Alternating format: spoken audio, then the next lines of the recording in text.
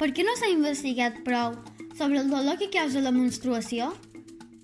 La menstruació, com una cosa bruta i impura, ha estat constant durant tota la història i arreu de molts llocs del planeta. Com percebem la regla, però, no és més que un fet cultural. Si fem una mirada cap enrere, veiem com ja els homes prehistòrics temien que la regla propiciés atacs d'animals perillosos. Hi ha també constància de que al segle VI es practicaven rituals purificadors relacionats amb la regla a la Índia, on les dones que menstruaven s'havien de banyar al riu fins a 94 vegades seguides.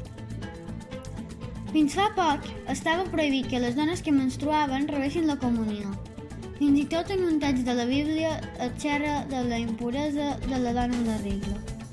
Les dones passen de mitjana 2.920 dies de la seva vida menstruant. És com si estessin 8 anys sense sagnant. Malgrat això, a dia d'avui, encara ens sentim incòmodes i els anuncis de compres es segueixen utilitzant líquid blau en vez de vermell per exemplificar el flux menstrual. El silenci, la vergonya i el desinterès científic per la regla s'han d'acabar. Avui dia ja trobem algunes manifestacions artístiques i articles divulgatius que parlen d'aquest tema i l'àmbit científic comença també a tenir-ne interès.